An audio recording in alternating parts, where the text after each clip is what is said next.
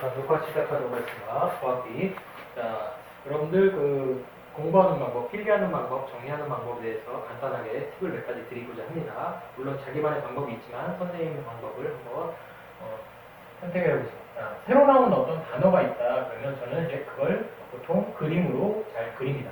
그림으로. 근데 그림으로 그릴 때도 막연히 그리는 게 아니라 생각을 좀 집어넣어서 그리는 겁니다. 이 단어의 어떤 뜻을 반드시 생각하셔서 그게 드러날 수 있도록. 자, 선풍기 한다면 최소한 머릿속에 요거는 기억합니다. 요거는 자, 친구들이 이런 거 보통 이제 그리라고 하면 다 그리는데요. 풍기, 그럼 바람이 분다니까 바람을 반드시 그려줘야 바람이 만들어내는 기계다. 물론 1단, 2단, 3단 이런 것도 있지만 어떤 기계장치다라고 하면 여기 그림이 그려져 있고 바람이라고 하는 건 여기 그려져 있고 그리고 여기 있는 선은 부채라는 뜻입니다. 부채라는 얘기는 어떤 공기를 밀어낼 수 있는 어떤 물질들을 부채라고 부르는 거죠. 이 프로펠러가 영어로는 한국어로는 부채고 한자로는 선이고 여기 프로펠러가 영어입니다. 그래서 이건 선. 그래서 자기가 잘 아는 사람들은 이렇게 시읒, 피읒, 기역이라고 쓰겠죠. 바람을 일으키는 기계. 부채를 가져라. 그건 프로펠러를 가져라. 이렇게 단어 뜻을 확실히 드러날 수 있도록 그림을 그려라. 그래서 어떤 단어의 뜻을 반드시 한번 생각해보고 그림을 그려달라고 하는 겁니다. 자, 선생님이 만약에 유전 파트다 그러면 유전이라는 새로운 단어가 나왔잖아요. 가장 큰 단어들. 그럼 유전은 뭘까? 유전. 자, 여러분들이 익숙한 단어 있을 겁니다. 유산. 유산은 알죠. 부모님들이 죽고 나서 아니면 할아버지가 죽고 나서 어떤 재산을 남겨주는 겁니다. 돈을. 자, 여기 유전은 엄마 아빠가 여러분들한테 태어날 때부터 어떤 성질을, DNA를 어떤 정보를, 물질을 통해서 여러분들이 그 엄마 아빠를 닮은 것, 그런 거를 전달한다. 남겨서 전달한다. 부모님이 죽거나 죽지 않아도 여러분들은 지금 어머니, 아버님 어떤 성질을 받았습니다. 그게 유전입니다. 간단하게 한번 그릴게요, 책에. 여러분들 손가락 보시면 이거 책에 우성열성 나오거든요. 이렇게 선생님처럼 손가락이 안 있는 사람이 있어요. 엄마가 만약에, 아니 아빠가 먼저, 이렇게 손가락이 안 있는 사람이 있고, 물론 이제 자, 그리고 부모님 중에 한 분은 이렇게 손가락이 뒤로 잘 제쳐지는 사람이 있습니다. 자, 그러면 엄마 아빠가, 여기 이제 뭐 엄마 아빠, 엄빠 아빠 이렇게 쓸 수도 있겠지만, 과학에서는 알면은 이제 엄마는 동그라미로, 여자는 동그라미로, 남자는 이렇게 네모로 치는. 자, 요 사이에 그러면 뭐가 나오느냐라고 하는 거죠. 이 손가락 휘는 사람과 휘지 않는, 아니, 잘 휘는 사람과 안 휘는 사람이 만나면 어떻게 나올까라고 하는 거죠. 그러면 사실은 이거 조사해보면, 이걸 이제 조사합니다. 실제로. 이게 조사하면 이렇게 안 휘는 사람도 나오고요. 아니구나. 안 휘는 사람만 나오는구나. 우성이니까. 자, 이렇게 되면 나올 수 있는 게 안 휘는 사람만 나와요. 손가락이 이렇게, 엄지손가락이 안 휘는 사람만 나와요. 저는 그래서 이렇게 간단하게 그림. 저 이거 하면서 사실은 우열의 법칙도 실제로 나온 거거든요. 어떤 두 가지 성질이 나오는데 왜 하나만 나올까? 엄마 아빠한테 정보가 나오는데 이 정보가 우성인 성질이 있고 열성인 어떤 성질이 있는데 어떤 두 가지 어떤 유전 물질이 있는데 이 유전 물질이 있더라도 겉으로 드러나는 거. 이렇게 겉으로 뭔가 드러난다. 이게 우성이고 실제로 열성인 이거에 관련된 어떤 정보는 담겨져 있다. 숨겨져 있다. 이게 열성입니다. 자, 이렇게 뭔가 그림으로 그려가면서 자기가 설명을 하거나 그림으로 정리할 수 있는 사람은 정리할 수 있습니다. 그리고 여기 유전하면 제일 먼저 떠오르는 사람이 사실 멘델이죠. 멘델 가지고 이제 많이 하는 게 이제 콩 가지고 했는데 우열의 법칙, 우열, 저는 이제 초등으로 많이 쓰니까 분리의 법칙, 그리고 독립의 법칙 이런 거 있어요. 이렇게 다 그림으로 그릴 수 있거든요. 그러니까 분리의 법칙을 만약에 그린다면 예전에도 한번 그랬어요. 눈이 두 개이다. 엄마 아빠 눈이 두 개다, 둘 다. 근데 눈이 두 개인데 이게 정보가 만약에 여러분들이 엄마 아빠한테 100% 만약에 다 물려받으면 여러분들의 어떤 만약에 정보가 200%로 물려왔다는 거는 어머니 아버님이 어떤 정보가 만약에 100배씩 왔으면 여러분들은 어떤 정보라는 게 두 배가 되는 거예요. 물려받을 때부터 어떤 물질을 통해서 정보가 전달되기 때문에 그 물질이 점점 두 배가 많아지면 다음 세대 되면 400, 그 다음 세대면 800 이렇게 하면서 점점 만약에 눈이 두 개씩 드러나더라도 정보량이 너무 많아지니까 문제가 생긴다. 그래서 우리가 필요한 거는 뭐다? 엄마 아빠한테 뭔가 받을 때 엄마 아빠한테 지금 반반씩 받는다. 50%씩 받는다. 이래서 원래 두 개 있던 정보가 하나씩만 전달된다. 요거를 이제 세포 단위에서 이렇게 단절로 간다 그러면 염색 수가 반으로 줄기 때문에 감수 분열이라고도 하고요. 세포 단위에서 얘기하자면. 근데 유전 법칙으로 얘기하자면 엄마의 2분의 1만 간다. 두 가지 유전자가 있는데 하나만 간다. 이게 분리의 법칙. 분리라는 게 나누는 거잖아요. 두 개 있는 거 하나 나눠서 하나만 전달된다. 이게 분리의 법칙. 그래서 이렇게 눈 두 개의 유전자가 반반씩 와서 눈이 하나씩 있는 전달된다. 이거를 이제 분리의 법칙. 저는 이제 이거 가져다가 단수에 붙이고 생각을 할 수도 있죠.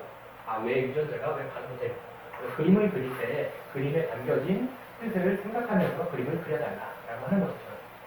그래서 이런 그림들을 자꾸 그리다 보면 여러분들이 생각이 잘 드러나게 될 거다라고 하는 거죠. 자, 아까도 엄마, 이렇게 아빠 그릴 때도 제가 저번에도 얘기했지만 이거 남자 이렇게 하면 이렇게 그려놓으면 그냥 친구죠. 남자 두 명입니다. 근데 여기 이렇게 여자를 그려놓고 제가 이렇게 만약에 손이라도 맞잡으면 연애하는 거잖아요. 이렇게 연애한다 그러면 하트 하나 더 그려주면 연애하는 거고, 만약에 이렇게 합해져서 자식이 나온다라고 하는 거 좀 조그만하게 그리면 남자애가 나왔구나, 남자를 그렸구나, 이렇게 그릴 수도 있고, 그림. 근데 이제 과학에서는 이걸 어떻게 한다? 이거를 가장 간단한 기호로 미음, 동그라미로 그리고 이 사이에서 아들이 나왔다 그러면 네모로 그린다.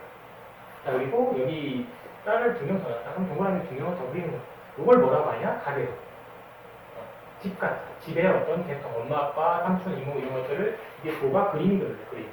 제가 볼 때는 이 그림이에요. 그림이 더 간단해서 기호가 되고. 자, 엄마, 아빠랑 뭔가 다르다. 그러면 이렇게 색칠을 좀 칠하는 거죠. 엄마, 아빠랑 뭔가 다른 게 나왔다. 그러면 사실 이건 열성입니다. 열성. 이 그림에다가 이제 더 잘 그리는 사람들은 이렇게 그릴 수도 있죠.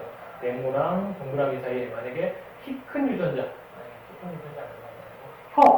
혀가 이렇게 U자를 모는 게 있는데, 혀가 U자를 이렇게 몰아요. 아빠는 혀를 다 널 수 있다, U. 근데 어머니는 U자를 못 몰아요. 혀를 이렇게 말 수 없는 사람도 있어요. 그러니까 이건 우성이고, 여기도 똑같이 됐으니까 이렇게.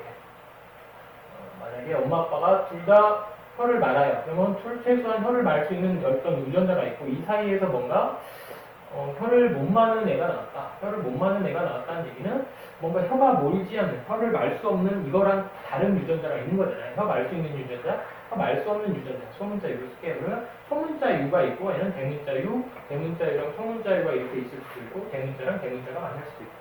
이런 애들은 혀를 마는 거고, 얘는 혀를 마는 거고, 혀를 말 수 없는 유전자들이 두 개 있으면 얘네들을 열성이라 합니다. 그래서 이렇게 기호로 이 두 개가 이렇게 두 개가 있으면 하나는 겉으로 드러난다. 그래서 이건 우성, 이 안에 있는 건 열성. 그래서 우열의 법칙을 얘기할 수도 있고, 그리고 이게 서로 간에 다른 유전자다. 그럼 얘는 이건 대립 유전자. 서로 대립, 서로 다른 것을 마주보고 있다. 입자가 설립자거든요. 그래서 유전자 사이에서도 하나는 쌍꺼풀이라 하나는 외꺼풀이라 이렇게 어떤 대립된 유전자가 있습니다. 색깔에 관련된 게 있으면 노란색 유전자, 녹색 유전자, 색깔에 관련된 거. 콩 같은 경우는 사람으로 치자면 아까도 얘기했지만 손가락 유전자 이렇게 그냥 이렇게 뻗은 유전자 있고 휘는 유전자 있고 두 가지 유전자가 서로 같이 있다. 이것들이 같이 있으면 이걸 순종. 이게 서로 섞여 있으면 이건 뭐예요? 이건 작동. 유전자가 서로 다른 유전자가 섞여 있다고 해서 작동, 순종 이런 식으로 구별하는 것처럼 그림에다가 뭔가 이렇게 그냥 저는 개념들을 쓰고 이걸 그림으로 자꾸 기호로 써다 보며 정리를 할 수 있다라고 하는 거죠. 그래서 그림과 단어를 가져다가 자꾸 생각을 하시면서 정리하시고 그림을 그려주시다 싶습니다. 그리고 조금 더 재미있는 건 좀 모든 이제 기호들은 다 그림에서 시작됩니다. 여러분들이 만약에 포크도 보면 포크 보시면 포크 집에 가서 보세요. 포크는 보통 3개짜리가 잘 없습니다. 왜냐면 악마를 상징했기 때문에 악마가 시기 때문에 이제 포크를 보통 이렇게 2개짜리나 4개짜리가 많아요. 자, 근데 포크 이렇게 하면 이제 악마가 연상되기도 하지만 혹시 그 바다의 신 포세이돈이 있어요. 포세이돈이 있죠. 그 바다의 신이에요. 그러면 이거 뭐냐? 이 기호는 해왕성 어떤 별, 해왕성 여기 해자가 바다의 자거든요. 바다의 왕, 이거 포세이돈을 나타내는 어떤 별이다 해서 해왕성의 기호가 되죠.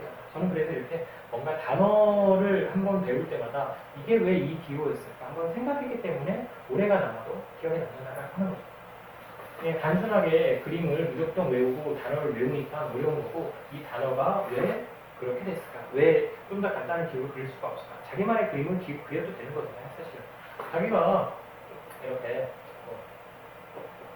저는 이거 소를 그린 거거든요. 소 뿔이 있으니까. 근데 실제로 보면 별자리에서 보면 이 뿔 가져다가 황소자리에 그림을 그리거든요. 그래서 단순한 그림이 자기만의 어떤 단순화된 그림으로 자꾸 단어를 쓰시고 그 단어들을 다시 엮으실 때는 마인드맵이라고 해서 아까 제가 얘기했던 유전 있으면 유전에서 가장 핵심적인 단어를 제목을 쓰시고 여기에 이제 중단어 여기가 대단원이고요. 대단원 큰 단어 그리고 여기 중단원을 쓰세요. 중단원을 한번 써볼까요? 여기 멘델이죠. 멘델 법칙 멘델 1 여러분들 책에는 멘델 1, 멘델 2 해가지고 물론 여기 1, 2가 있고 여기에 보면 우열의 법칙이 있고 아까 분리 법칙이 있어요. 그리고 여기 독립의 법칙이 있고 그리고 어떤 가계를 조성한다 해서 가계도 물론 이제 저 같은 경우 이렇게 그리겠죠. 이렇게. 그리고 쌍둥이 쌍생아 같이 태어났다. 생자가 생일할 때 생일입니다. 그러면 생일도 이렇게 촛불이라도 하나 그려놓으면서 같이 태어났다. 응애하는 애들 2명 태어났다. 이렇게 똑같이 같은 날짜 생일 같다. 이렇게 2명 그려놓으면 같은 애가 2명 태어났다. 쌍생아 이렇게 그림을 그렸거든요. 그리고 마지막에 요즘에 DNA에서 염색체나 DNA 그 조사를